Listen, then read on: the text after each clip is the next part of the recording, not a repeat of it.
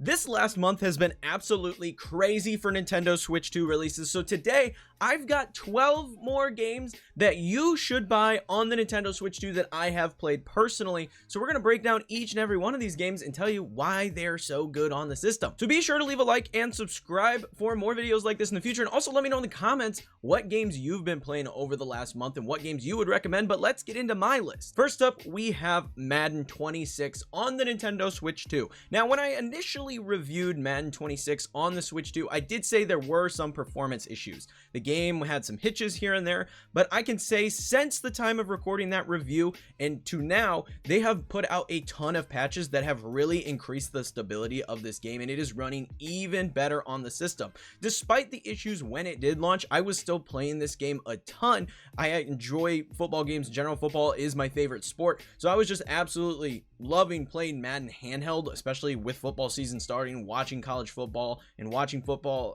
pro football on TV. Like, just in general, that vibe of playing and watching football is just something I enjoy doing so much. So I was diving into my franchise mode, playing a ton of that, and even running up to now, I just joined a Switch 2 Madden League with people like John Ebo and N64 Josh, and I'll be playing in that every week for the foreseeable future. So I'm just really enjoying my time with Madden 26 on the Nintendo Switch 2. It's a really solid port, especially after all the updates that they've done. There's a lot of different game modes to do and different ways to play and interact with the game, and just having Madden handheld is such a freaking treat. I absolutely love the ability to play Madden on the go now. So for me personally, Madden is very, very high as far as the games that I recommend you try out on your Switch 2. If you haven't already, it's just really, really solid. Next up, I have Kirby and the Forgotten Lands plus Star-Crossed Allies. I just recently reviewed this game. I actually never played Kirby and the Forgotten Lands on my Nintendo Switch. It was just one of those games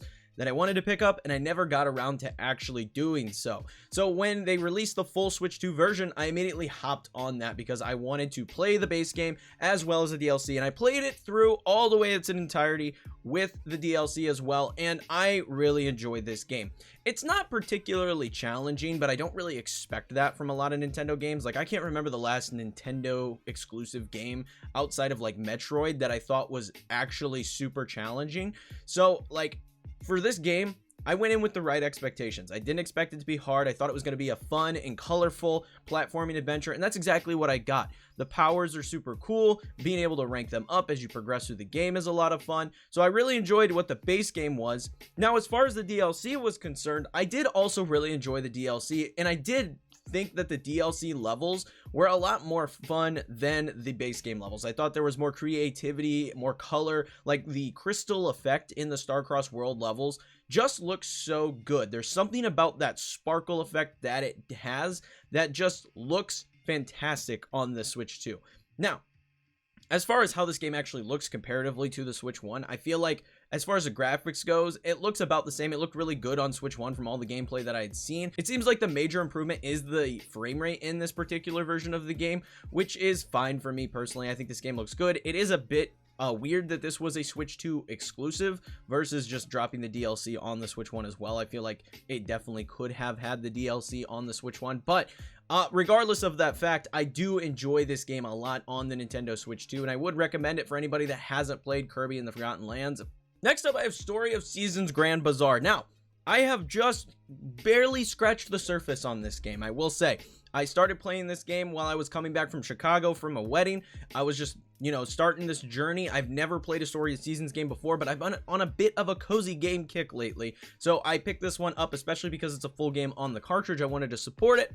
And honestly, what I've played so far, I'm having a really good time. You move to this town and you start running a farm. You farm your vegetables and different things in the town. And then on the weekends, you'll be selling your items at the bazaar, which is a fun little mini game of setting out your product, ringing a bell, and getting people to come up to sell the product to, earning money, and then rinsing, repeating on a weekly basis. I think that's a really fun system. There's seasons in this game that change which vegetables are going to grow better based on the time that you are actually playing in at that particular moment. And then all the characters are actually fairly interesting, and it seems like there will be some sort of relationship system in the game as I continue to progress. I keep earning favor with certain people as I complete tasks for them and talk to them every day. So I feel like there is a lot of content to unpack, and like I said, I've barely scratched the surface of this, but as someone who's been on on as big a cozy game kick as I have lately, this game's really hitting for me. So I'm very excited to continue playing Story Seasons Grand Bazaar and maybe make a future video about this particular game, talking about it a little bit more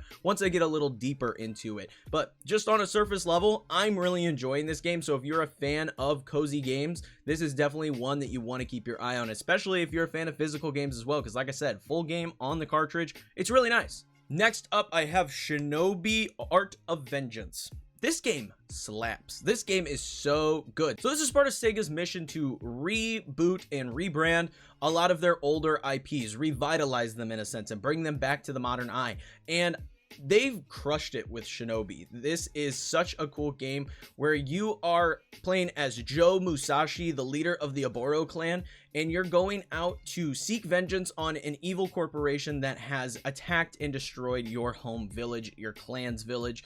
And it is just really fun. The combat is punchy, and as you continue to play through the game, you'll earn more and more combos and abilities, allowing you to chain certain attacks together to get even more powerful. It's really solid combat and has just the right amount of difficulty where it is definitely tough in certain instances, but it's not so tough that you make one false move and you're going to get knocked out and have to restart, right? It's that perfect little balance of difficulty that I really like. There's tons of collectibles to find all over the maps. That's kind of been the highlight for me, is I've been going back and 100%ing levels when I have some free time. I keep going back and like, okay, I want to get this level 100%, and I'm going to go here and get this 100% and do all the different bonus rooms and bonus challenges that you can find in each of the levels. It's just been a really solid experience. It reminds me a lot of Metroidvania games, where as you go through and get to further levels, you'll find new items that allow you to traverse different locations in older levels that you couldn't previously access. So that's been really good. I've seen some people complain about the graphics on the Switch, specifically because this is a Switch 1 game that is playable on the Switch 2. But for me personally, when playing docked, didn't notice any like issues as far as the graphics. I thought this game looked good docked. However, when you are playing handheld, it is a little bit blurry. It is quite blurry playing this game handheld. The resolution just doesn't look very good. It's hard to tell what the character models actually look like. However, Sega did say that they are working on an update for this, so this should be resolved here in the near future. So that's really exciting. But all in all, I'm really hooked on Shinobi. I think it's a great gameplay loop. I think it's awesome level design. The gameplay itself feels so fun and really captures that ninja feel incredibly well. I'm over the moon on this particular game. I really enjoy it, and I'm really excited for the future DLC that's coming for it, because it is a Sega game, and they've confirmed that Dr. Eggman is going to be a DLC villain in this game. So I'm excited to hop back into this game when that drops and see what Dr. Eggman's cooking up and how I'm going to take down Dr. Eggman in this game. I think that's a really cool crossover and something that I personally am really looking forward to. I really enjoy this one. Next up is a game that I literally cannot stop playing. It is so good. I am enjoying it immensely, and I'm not going to talk about it too much here because I want to finish it and give a full review on the channel for the Nintendo Switch 2, and that's Cronos The New Dawn. I am a huge horror fan. I love all things Halloween, horror-esque. It is one of my favorite things ever. Like, I just love scary movies, scary games, all of that. So this game, being a survival horror sci-fi-esque game that pays homage to games like Resident Evil and Dead Space, it just hits all the right chords for me. And the fact that it came day and date on the Nintendo Switch 2 with the other platforms, this was a no-brainer pickup for me. And literally, if I am not playing something else for a separate review, I am playing this game to get through it. I am just enjoying every moment of Cronos The New Dawn. And it takes place in this sci-fi world where you're playing as this being called a traveler. And you're going through and dealing with these horribly grotesque monsters that you are in combat with, and there's a lot of time travel mechanics baked into this game. Again, I don't want to give too much of this game away before I officially review it, but just know I am hooked on this game. Now, the performance on the Switch 2, I will say, I'm not going to sit here and pretend like it's perfect. The goal, I'm assuming they're trying to hit, is 30 frames per second. But there are definitely instances where it drops below that 30 frames per second benchmark they're trying to hit. And I can safely say that none of that actually hindered the gameplay experience. I still am enjoying every moment of playing this game, even in those instances where the frames do dip a little bit. I'm still really enjoying the game. It's just not something that has been hindering in any way, shape, or form. So if you are interested in Cronos, just note there are some frame issues on the Switch 2, but it's not something that is going to be game breaking or hinder your experience with this game. It is a treat. I am enjoying it so much, and I cannot wait to fully review it here on the channel and give my full thoughts. This game, I will safely say right now, is in contention for one of my top games of the year. I am just loving it that much. Next up, I have NBA 2K26 on the Nintendo Switch 2. Now, I said in my review for this game that I'm not a basketball guy, right? I like sports, love football, I like soccer, like hockey. Basketball is just one of those that I'm not that into. I just don't follow it that much. But I do like basketball games. I have a bunch of friends that when we were growing up, we played 2K. We just got around, couch co-op, 2K, played each other. Always a good time. So when it was coming to the Nintendo Switch 2, I wanted to see how it looked on the system. And I can safely say that the game looks great. The graphics look fantastic. All the game modes are there from the other versions that are available on other platforms. And it doesn't hit 60 frames per second. I believe it is 30 frames per second. But let me tell you, this 30 frames per second is so freaking smooth. It's not stuttery like Madden was at launch. This game just runs buttery freaking smooth. And it's a great experience on the Nintendo Switch 2. That's really all I can say about it. Is it's just really solid on the Nintendo Switch 2. So if you're a basketball fan, you're someone who likes playing NBA 2K, this is an awesome version, especially being able to take it on the go with you. This is a great way to play NBA 2K. Now, just note, just like Madden, there is no crossplay in this game on the Switch 2. So if you want to play with other people on other platforms, I would recommend buying the game on another platform. But if you just want to play by yourself, do a franchise, whatever it's called in 2K, or the My Court, My Character, My City, whatever they got cooked up over there, this is a great way to get in and play 2K. Next up, I have an indie game, and this was for the Switch 1. I played it on Switch 2. It's called Herdling. Now, this game was a lot of fun. I enjoyed it. It is a shorter experience. It is definitely a shorter experience. I believe I beat it in about 4 to 5 hours. I sat down one afternoon, played it all the way through, and it reminds me a lot of games like Journey or Abzu, where you're just kind of traversing through this world and experiencing the story as it's laid out before you. There's not any dialogue, there's not anything like that. You're just kind of taking in the world around you, and you're doing this by leading a group of these creatures throughout the world, and they basically look like, I don't know, like mythical bison of a sort. Like, that's kind of what you're leading through the world, and it's just a really fun experience. There's different environments that you're going to encounter. There's different power-ups that you're going to find, being able to allow your herd to stampede and run at faster speeds and traverse the world differently. It's just a really charming little experience. Now, I won't sit here and tell you that it looks the best on the Nintendo Switch version.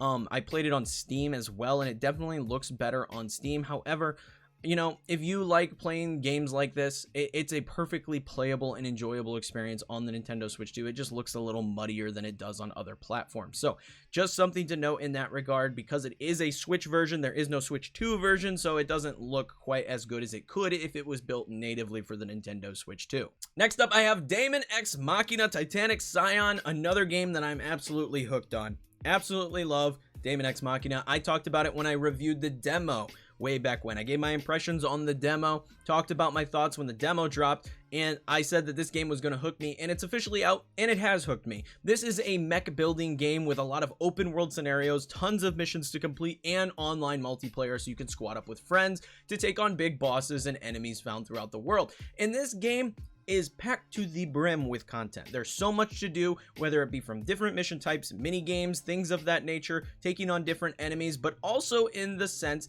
that there is so many different mech customizations that you can unlock. You can have multiple different loadouts to change how your mech looks and plays, based on if you're wearing like light armor, medium armor, heavy armor. All of that changes based on the equipment that you have on and your weapon types. You can really cater this experience to exactly what you're looking for, and the movement and the gameplay feels so good.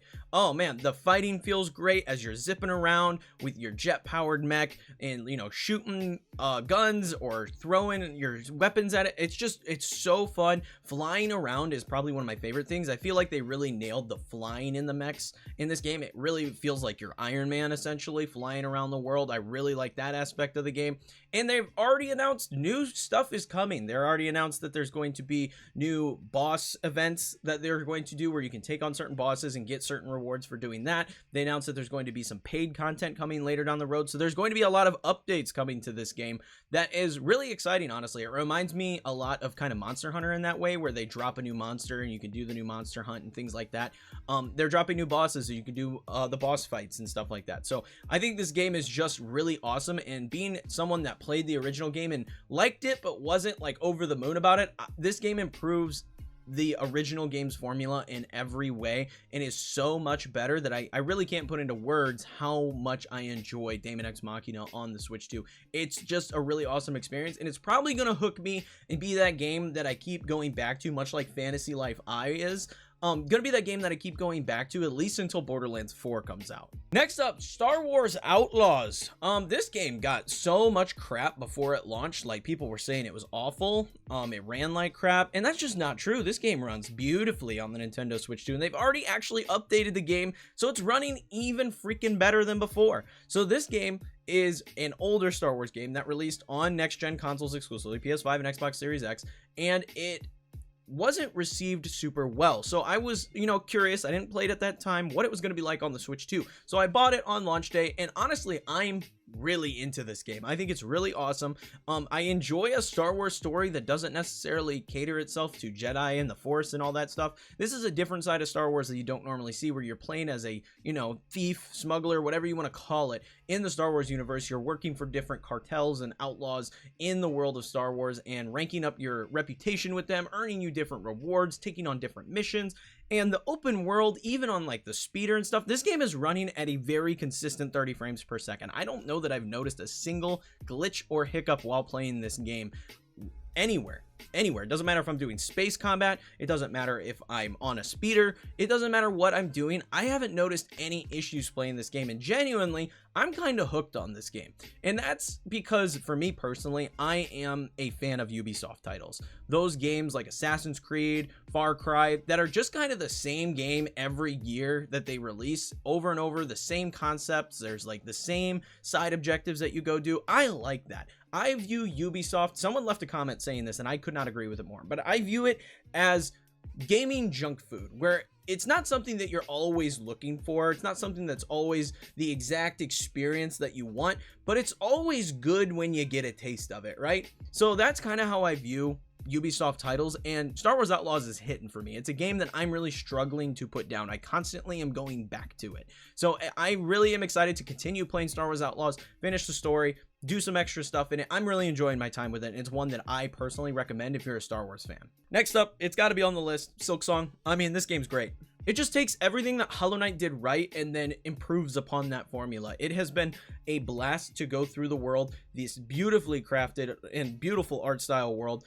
The boss fights have been really fun. It definitely feels a skosh more challenging than Hollow Knight did, but all in all, I'm having a great time with it, and I'm just enjoying chipping away at it. It's not a game that I'm like deep diving. I'm just taking it in bite-sized chunks, doing a couple bosses here, hopping out for a little bit, doing some other stuff. But I'm really enjoying it. It's a game that I could plan to continue playing and chipping away at over time.